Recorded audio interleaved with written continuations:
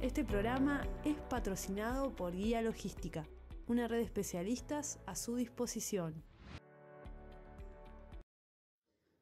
Bienvenido al video podcast de Todo Logística. Soy Mario Alonso y junto a mi equipo queremos ponerte en contacto con nuestros clientes. Ellos son los verdaderos protagonistas de esta industria, apasionados por la logística, el transporte, los puertos y el comercio exterior. Bom dia, Cláudio, tudo bem? Bom dia, tudo bem? Como vai você, Luciano? Tudo bem, graças a Deus, Cláudio. Bom, é um prazer te ter aqui junto com a gente na Todo Logística e Comércio Exterior, saber, conhecer um pouco mais de vocês, um pouco da Quorum Brasil, um pouco do Cláudio Silveira, mas para quem ainda não te conhece, quem é Cláudio Silveira? Bom, primeiro, o prazer é todo meu em estar com vocês e essa oportunidade que vocês estão dando para mim, para a Quorum Brasil, para a gente falar um pouco de Brasil, falar de América do Sul, falar de negócios. Eu costumo dizer que eu sou um profissional de inteligência de mercado, né? Eu tenho algumas formações, mas eu sempre evito ficar passando currículo, porque acho que eu me especializei muito em inteligência de mercado. Eu, por 20 anos, fui executivo da BASF, que é uma empresa alemã do setor químico. Fui responsável por toda a América do Sul nas áreas de planejamento estratégico, estudos econômicos e inteligência de mercado. E essa bagagem toda que eu tive, eu brincava aqui na BASF, a gente tinha um MBA por ano, porque os desafios eram enormes. Você imagina, a BASF é uma empresa que hoje fatura 90 bilhões de euros, é maior que o PIB de alguns países da América do Sul. Então, uma gigante. E essa expertise eu acabei trazendo para a Quorum Brasil, quando começamos a Quorum Brasil em 2003. Então, nós já estamos aí com um bom tempo de Quorum Brasil, uma empresa muito focada no que nós chamamos de juntar a informação com estratégia. Então, a gente se posiciona como uma empresa que faz pesquisa de mercado, mas ajuda os clientes a construir estratégias a partir dessas informações, né? Evitamos um pouco a fazer só um diagnóstico e dizer que o mercado potencial de determinado produto é tanto em determinado país, mas sim dizer, bom, como é que você vai ganhar um pedaço desse dinheiro nesse país, né? E esse nosso caminho, que a gente chama é um propósito nosso, que é de simplificar caminhos, tem ido muito bem. A gente tem crescido a taxas bastante interessantes. Temos projetos realizados aqui no Brasil, evidentemente, mas também em outros 6 países da América do Sul. Também já realizamos estudos no México, Panamá. Então, a gente está indo, felizmente, bem. Então, eu diria para você o seguinte, eu sou uma pessoa da área de inteligência da informação que colabora com seus clientes no desenvolvimento de estratégias. Agora, no Brasil, nós somos uma empresa com 10 consultores e mais uma grande equipe de profissionais de levantamento de dados, com muita tecnologia implantada. A gente tem uma capilaridade bastante importante no Brasil também. Nas principais capitais, nós temos time próprio para levantamento de dados e atuamos em diversos segmentos.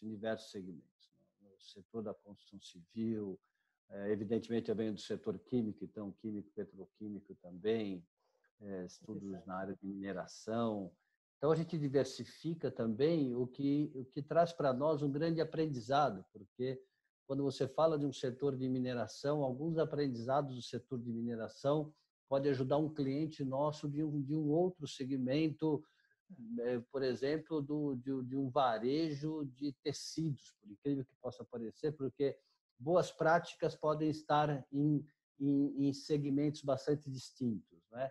E a gente tenta levar também essas boas práticas para os nossos clientes. que bom, Cláudio. Sabe que eu tive o privilégio de te ouvir lá na FEComércio um dia, né? E eu lembro de todos os teus exemplos, né?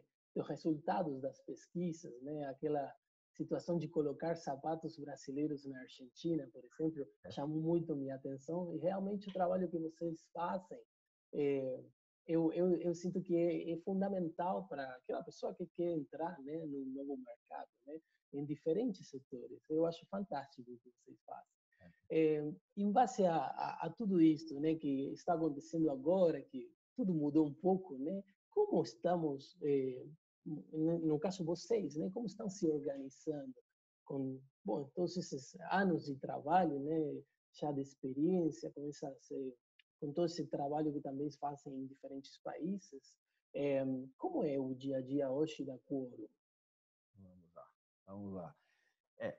Eu costumo brincar, eu fiz uma palestra há 2 semanas na Fiesp, fiz a abertura de eles têm lá um conselho superior do setor da construção civil, e o vice-presidente da Fiesp, o Dr. José Carlos Oliveira Lima, me convidou, junto com o general Dalmário, que também é um diretor da Fiesp, fazer a palestra inaugural deste evento. E eu comecei contando para eles que este novo que estão dizendo, né, um novo normal, eu falei que isso nós já estamos vivendo. Nós já estamos fazendo isso, né? Estamos em home office, estamos nos relacionando de um jeito diferente, estamos vendendo diferente, estamos comprando diferente, estamos negociando diferente. Então, nós já estamos vivendo esse novo normal que estão dizendo. E isso está acontecendo na Quorum Brasil, está acontecendo na Todo Logística, está acontecendo com os variados segmentos, né? Eu dou um passo atrás para comentar com você. Quando você falou da FEComércio, eu me lembro, foi um estudo que nós chamamos de Argentina Mais Fácil, exatamente porque eu sou diretor da Câmara de Comércio Brasil-Argentina. Eu sou um apaixonado pela Argentina, os uruguaios que me desculpem. Mas a minha lua de mel foi em Punta del Este, então... Então, complemento. Tá certo. Tá tudo certo. Eu morei na Argentina por conta do meu trabalho na BASF. Me apaixonei muito pelo país, e o que me levou a também... eu trabalho como voluntário, não remunerado, para promover a integração entre os países, né, entre Brasil e Argentina, e isso há muito tempo. Naquele momento, fizemos uma pesquisa que mostrava como o povo argentino percebia os produtos brasileiros. Eu acho que isso é muito importante, porque não importa qual país, eu acho que, e qual país e qual segmento, as empresas têm que continuar perseguindo esta valiosa informação de como a sua marca, de como os seus produtos, de como o seu país, no caso, né, é percebido em um outro país. Eu lembro de estudos interessantes que fizemos para algumas empresas para a entrada em novos países. Um exemplo de uma marca de tintas que a sonoridade dela, no Chile, por exemplo, ela não levava a umas boas conclusões. Era uma palavra que se confundia com malas palavras, como dizemos em espanhol. E aí sugerimos então a eles que alterassem esse nome. Você vê que às vezes um simples nome pode impedir que o negócio caminhe. Então, esse bom caminho de continuar procurando saber o que o seu cliente procura, o que o seu cliente busca, quem é esse seu cliente, é um caminho. E nós, agora no Brasil, respondendo agora diretamente, como estamos lidando com isso? Do mesmo jeito que todos devem lidar. Primeiro ponto, não deixar o cliente esquecer de você. Esse não é um momento de vender, é um momento de se relacionar. Eu diria para você que é uma lição que não importa se estamos num momento de pandemia ou se estamos num momento de incertezas e crises por outras razões, porque as crises e incertezas, elas virão em outros momentos. Nós vamos passar por esse momento da pandemia, e daqui a pouco vão surgir uma outra incerteza, uma instabilidade política, ou uma falta de matéria-prima, ou o mercado chinês fechou, não compra mais o Brasil. Muitas coisas podem acontecer. Então, sempre essas lições servem para qualquer outro momento de crises e incertezas, não é? Então, um ponto, se você me permite até um comentário adicional, eu escrevi um e-book chamado 10 Insights para Momentos de Crise e Incertezas. Está lá no site da Quorum Brasil, qualquer um pode baixar sem nenhum tipo de problema. O que eu falo que realmente um ponto é o olho no nosso o senso de urgência, sabe? As empresas têm que ter um senso de urgência sempre. Nós temos esse senso de urgência na empresa. Então, olhar os nossos números, controlar caixa, controlar contingenciamento. O outro é continuar a olhar no cliente. Mantenha relacionamento com o cliente. Nós trabalhamos aqui o que a gente chama de relacionamento colaborativo. E as empresas fazem isso também. Eu escutei grandes CEOs fazendo isso, dizendo que eles hoje estão ajudando os clientes deles a sobreviverem. Então, você pega uma grande empresa e lá na ponta tem um distribuidor, e esse distribuidor está passando por necessidade. Não adianta eu querer vender por esse distribuidor agora, mas eu tenho que ajudar esse distribuidor a se manter, dando mais treinamento, ensinando ele como é que ele usa ferramentas, como é que ele usa tecnologia para que ele possa vender mais, como é que ele pode fazer para gerar também um bom contingenciamento nos seus custos. A outra é olhar o mercado. Então, são alguns pontos que você nunca pode esquecer de fazer, não importa em que momento você esteja. Então, na Quorum Brasil também a gente está olhando o mercado. Bom, se você olhar o mapa do Brasil, você me interrompe a hora que você quiser, viu? Porque eu costumo falar e eu vou falando. Tranquilo, tranquilo. Eu estou amando. Mas se você olhar o mapa do Brasil hoje, pegar a previsão do PIB pelo mapa do Brasil, a gente vai ver que, vamos pegar, em maio, 5,5% de previsão de queda. Você sabe que a previsão de queda no Brasil do PIB, ela muda a cada semana, né? Sim. O relatório Focus deste primeiro semana de junho disse que ia cair 6,5%. Mas vamos pegar um exemplo que eu tenho na minha cabeça muito claro, que foi agora no final de maio. Se você pega o mapa do Brasil, a gente pega uma média de 5,5% de queda. Se você pegar os 10 estados do Nordeste, todos eles são muito parecidos, a queda em torno de 5%, em torno de 5,6%, 4,9%, todos os estados do Nordeste. Se você vai para o Centro-Oeste, Mato Grosso, por exemplo, a queda é de 1,7% só. Você vai para Santa Catarina, é 2,3%, o Paraná, se não me engano, 2,3%. Então, existem diferenças regionais importantes e isso é importante para o empresário. Olhar o Brasil não como um todo, mas olhar o Brasil onde estão as oportunidades. Eu diria assim, onde que tem uma região que não vai ser abalada por esse momento de crise e incerteza é o Centro-Oeste. Então, o que a gente recomenda para os clientes, olha o Centro-Oeste. Eu tenho um cliente que ele não tinha nada de negócios no Centro-Oeste, é um distribuidor de EPIs. Falei para ele, vamos olhar o Nordeste, aliás, o Centro-Oeste, porque ela tem um agronegócio, maquinários, precisam dos seus produtos. Então, ele está agora montando um centro de distribuição, porque é uma região que vai ser menos afetada por esse cenário atual de pandemia. Então, o importante de olhar mercado é isso. Em qual região do Brasil as coisas estão melhores, quais são os setores. Hoje nós temos pelo menos 20 segmentos que estão se dando muito bem nesse momento de pandemia. 20 segmentos que estão se dando bem. Entende? Então, a gente não é quando você tem um cenário ruim, tudo está ruim. Não, tem muito... Eu costumo dizer o seguinte, o PIB vai cair 6%, então sobrou 94%. Então, eu prefiro sempre olhar otimista nas coisas. Tem que ter esse olhar mesmo. Cláudio, e aproveitando isto que você me fala, né, enquanto às pesquisas, né, tem alguma assim que tem sido notável, mais destacada, que você gostou muito dela e queira compartilhar com os empresários que estão nos assistindo?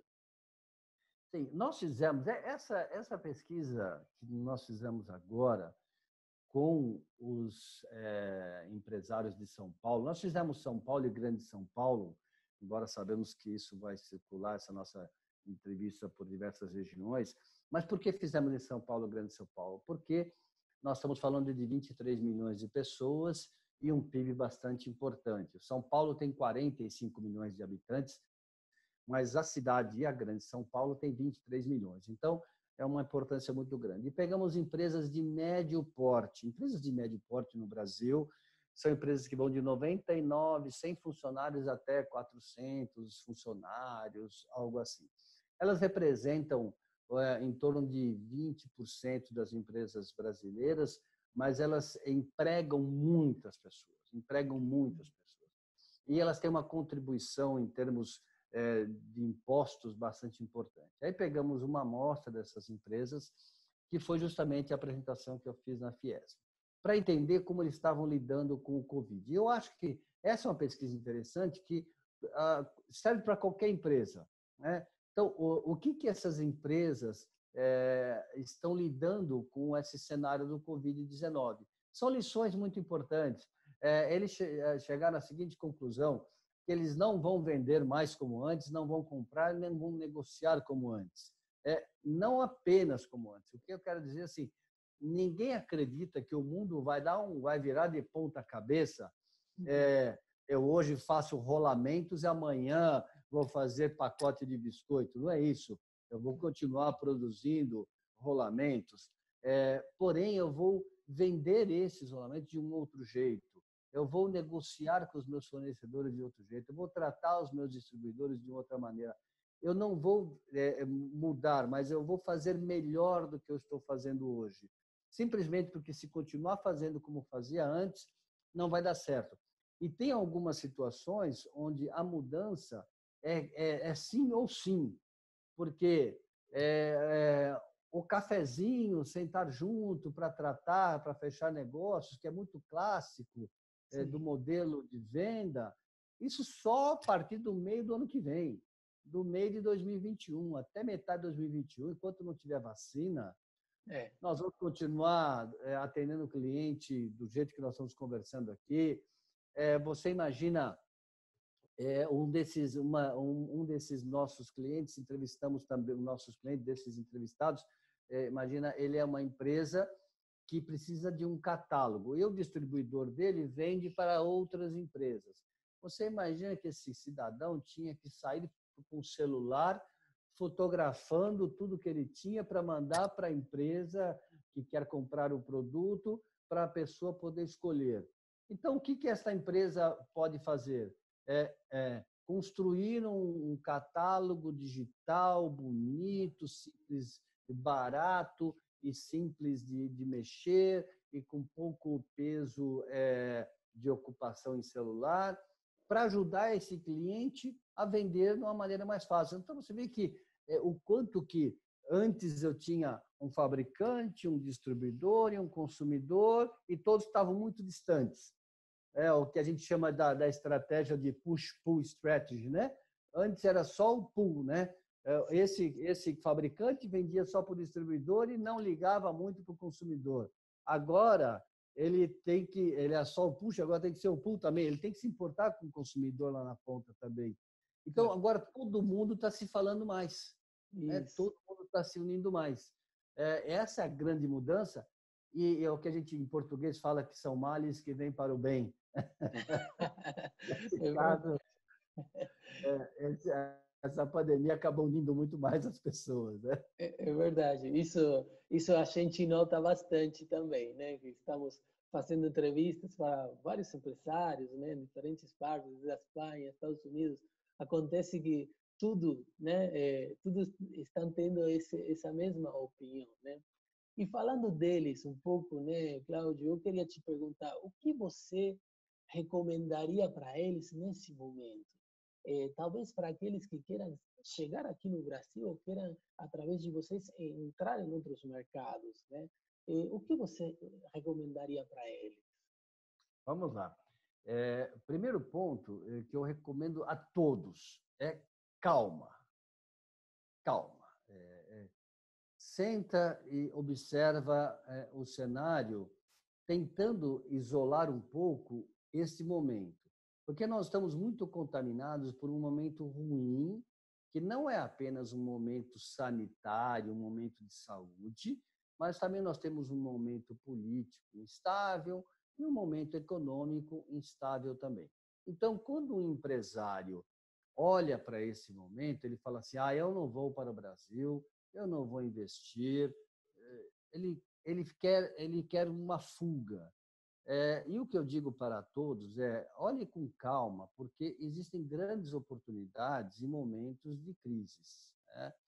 O Brasil é um celeiro de oportunidades. Nós somos um dos poucos países do mundo. No mundo, acho que tem 6 grandes nações que poderiam viver com seus próprios recursos. Ou seja, tem recursos naturais, tem gente, tem renda.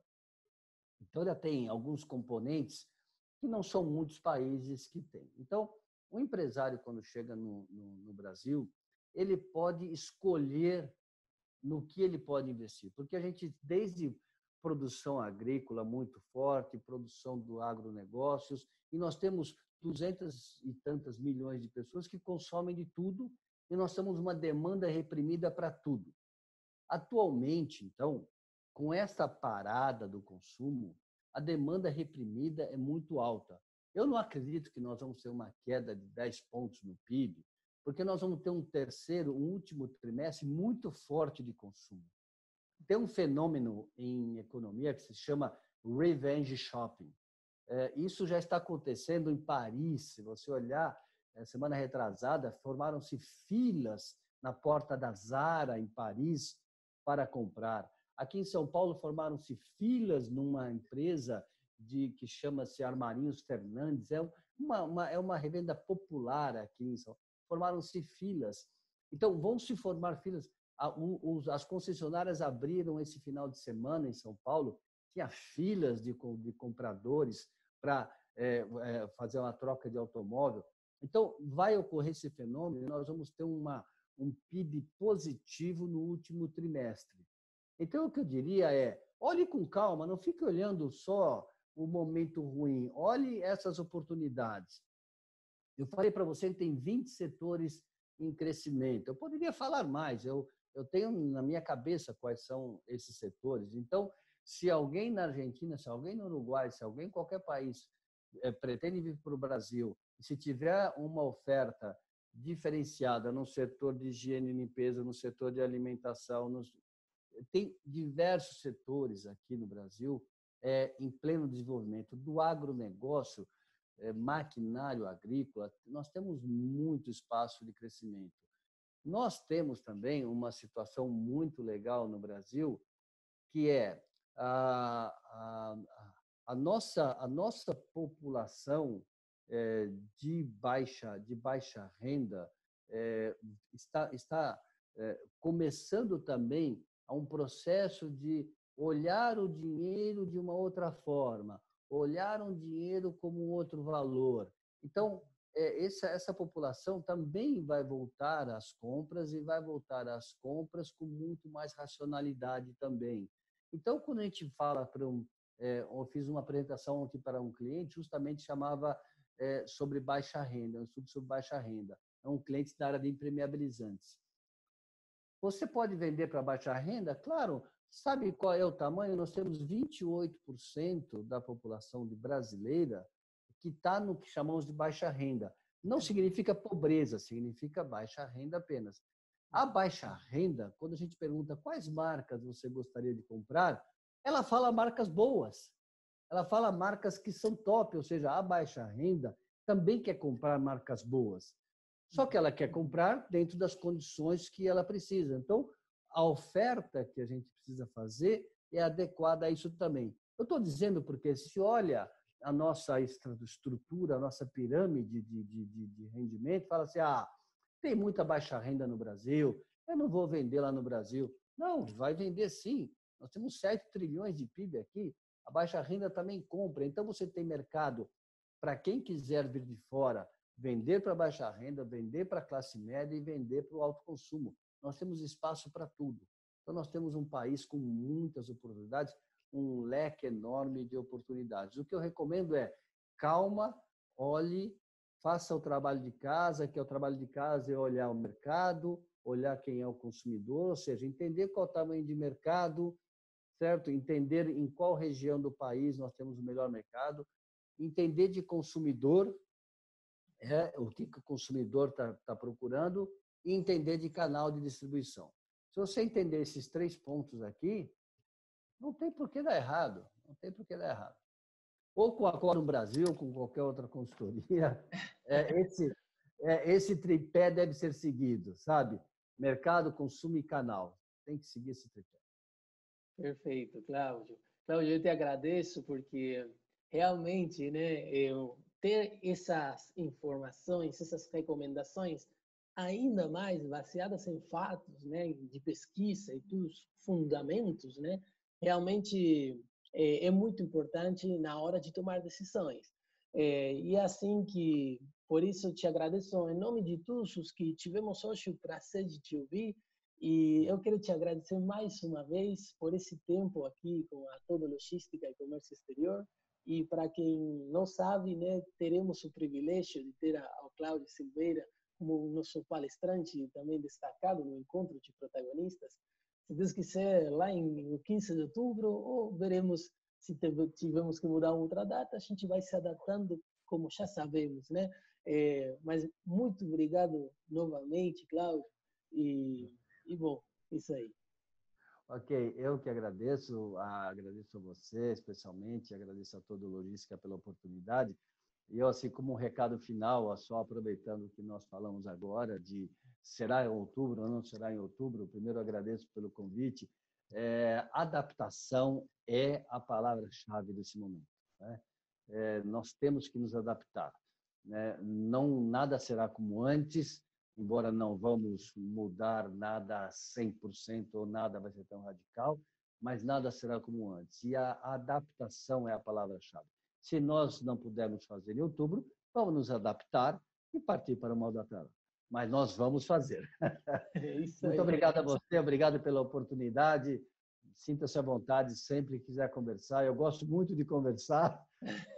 Chama e a gente conversa de qualquer outro assunto, tá bem? Um grande abraço a você. Um abraço, Cláudio. Obrigado. Até mais. Tchau, tchau. Tchau.